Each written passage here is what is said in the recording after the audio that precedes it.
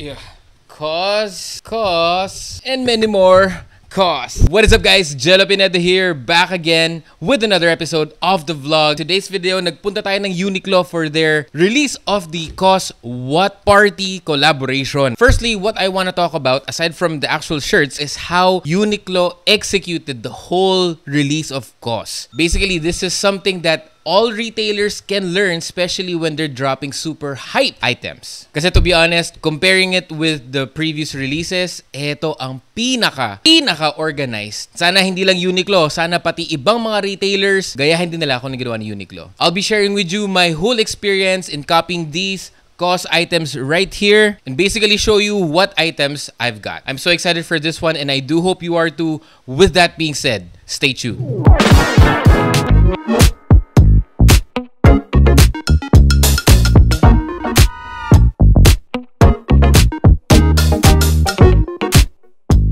Thank you so much for checking on this video today guys, and I do hope you guys are having a wonderful day. Kung bago ka dito, consider subscribing to my YouTube channel for more videos just like this. And kung matagal ka na rito tol, thank you so much for sticking with me. So we have a couple of items. Hindi ko lahat kinuha kasi hindi na kaya ng budget. Although kaya kong kunin lahat kanina, sana lahat ng design. So namili lang ako ng mga feeling kong gusto ko talaga. Hindi naman sa nango-hoard, pero syempre pati sila misis ko pinangkuha ko, si Alfonso pinangkuha ko. Syempre dapat damay-damay pati ang family.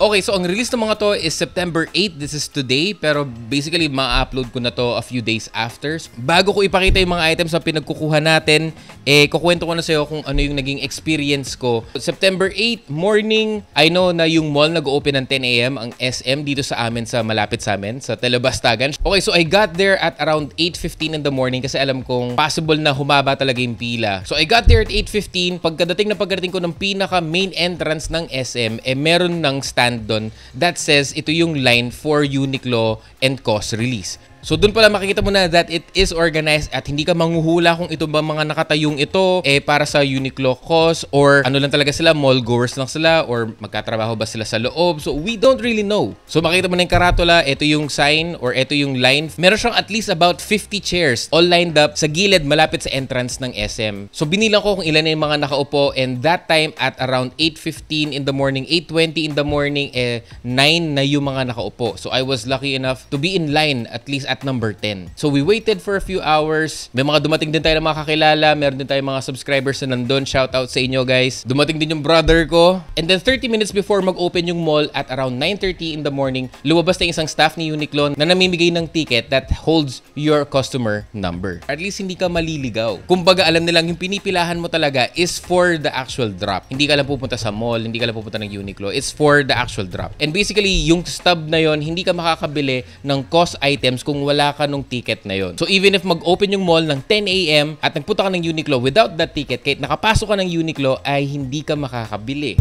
Good idea, di ba? So yun nga, dinistribute na yung mga numbers namin and luckily I was at number 10. 10 minutes before mag-open yung mall, pinatayo na ang first 10, which is kami, and pinapasok na kami kagad sa mall. To my surprise, pagpasok namin sa tapat ng Uniqlo store, ay meron pa mga upuan na nandun. Siguro yung mga upuan around 50 din. Kung gaano karami yung upuan na nilabas nila sa main entrance, ganoon din karami yung upuan na nakalagay dun sa tapat ni Uniqlo. And basically, tinignan ko yung mga guidelines nila. You can only buy 2 items of the same design.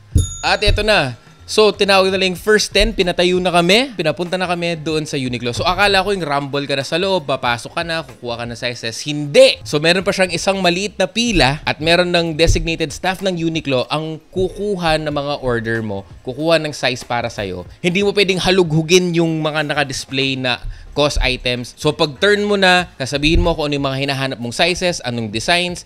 Pag nakuha mo na lahat, dediretso ka na sa cashier. Syempre, magbabayad ka na and you are done. Bro, napaka-simple, pero that system actually works. Ito ang pinaka-organized. Ito ang pinaka-organized na release na nakita ko in years. Share ko lang nung naabutan ko yung anatomy drop dyan mismo sa SM Telebastagan. Pagbukas at 10 AM, talagang mabilisan tumatakbo yung mga tao papasok ng Uniqlo para makakuha ng shirt. At pagdating doon, agawan kami sa XL size. Lalo na yung anatomy, clean slate, si Companion, yung Gone. So basically, yun na yung mga nakuha ko, tsaka napangkuha ko rin si Alfonso, tsaka si misis ko. Rumble double na eh. Hindi ka nakakuha na size na gusto mo kasi marami na mga nag-hoard. What I'm trying to say is nag-improve sila sa system nila and that system works. To be brutally honest with you, kahit ganong klaseng sistema sana sa mga pag-drop sa mga sneaker releases dito. So kapag hype yung isang item, expect mo na merong pila yan. I'm hoping na other retailers get to learn from this, especially kung alam mo nag-drop ka ng mga hype na pairs. And that made my experience in copying these Uniqlo and COS collaboration better than the usual. Again, kudos sa'yo, SM Telebastagan, Uniqlo. Maraming salamat. You're the best. Let's get into the shirts na nakuha natin. To mark the launch of COS Contemporary Artist Series, monographed by Phaidon, COS and Uniqlo have partnered on a limited apparel collection. COS engages audiences beyond the museums and galleries in which he regularly exhibits. Over the last 2 decades, COS has built a successful career with work that consistently shows his formal agility as an artist, as well as his underlying wit, irreverence, and affection to our times. And yun lang sinabi niya dito. This one is a sweatshirt. Okay? It has the X at the back. Di ko alam kung makakagawa pa ako ng b-roll nito. Pero yan. So you have COS Companion at ang maliit na COS Companion. This one is priced at 990 pesos. 990 tapos kalalakihan lang niya. Oh my goodness. Kumuha din ako na sa akin. This one is an XL. 1,490 ang kanyang presyo. And then meron pang isa pang klaseng sweats or sweatshirt. Ito naman ay medyo sale or cream na colorway. I actually like the design pero mas gamitin sa akin ng black kaysa sa cream na kulay. Pero to be honest, ang ganda din ng cream na long sleeve sweatshirt. Next one naman, kumuha tayo for Daphne, for my wife. Ito siya. So it has the BFF dito sa likod in pink. Ayan siya. So, meron lang siyang X dito sa kanyang ano. Ang nakuha ko para sa kanya ay kid size as well. Sa mga kid size is 590 pesos per shirt. Of course, napangkuha din natin sa Alfonso ng t-shirt na black. Ayan. So, para at least meron siyang long sleeves, meron siyang t-shirt. So, it's same design. Meron ding X sa likod. And again, 590 pesos yung gantong, yung mga pang kids. Ito pa yung isa pang design. So ito has that blueprint dito sa likod, si COS na nagsiswimming or si Companion na nagsiswimming. Okay, and then meron din siyang ganyan na print sa harapan without the water. Kid size, nakuha ko siya, 590 pesos. Of course, si Alfonso, meron din siya ng blue. Same sila ni Mami, para twinning na twinning sila. Then ako, ganun din. Halos para-pares na talaga yung pinagkukuha namin. Para puro kami lagi nagtitwinning. Ako lang yung walang, si Mrs. lang yung merong pink sa amin. Pero ayan, ito yung sa akin. Ito ang aking shirt na black and yung shirt ko na blue. Ayan, ito siya, or white and blue. And of course, meron din siyang table book, parang book na COS, and that's, ang presyo nun is 3,500 or 3,950 daw nakakamali. And it does come with the tote bag. Meron siyang free cost na tote bag. So, meron tayong official stickers. So, in every 2 items, meron kang isang sticker. So, I got 12 items wrapped around this foil envelope or foil sleeve. You have that Uniqlo and COS na sign. And it says here, not for sale. So, ayan siya. This is Phaidon and Companion. So, it's a sticker.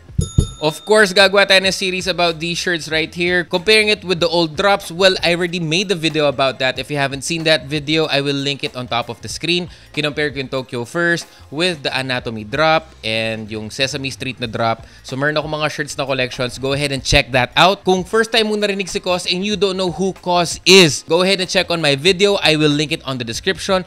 Or since nawala na yung link kanina sa taas, maglilink ako ng bago. And of course, siguro masaya lang ako na maganda yung naging experience ko in copying these. Hindi yung tipo makikipagbardagulan ka talaga sa mga ibang tao para makuha mo lang yung size mo. So I'm very happy. It's just that sobrang limited ng mga sweatshirts. Hindi na ako yung brother ko, hindi na ako yung iba kong kakilala na nandun. So yun lang ang sad doon kasi it's very limited, but at the end of the day, it is what it is. And syempre, that's when you know the hype is real. So that pretty much wraps up our video for today. If you like this probably reaction video to the drop ng Uniqlo and COS kanina or ngayong September 8, please go ahead, smash that like button here on the bottom of the screen. It does help out with algorithm and it helps the channel grow. Kung bago ka dito, consider subscribing to my YouTube channel for more videos just like this. Okay, so yun lang muna for the meantime. Maraming salamat for checking on this video. That's it for now. Maraming salamat and I'll see you on the next one. Peace, guys.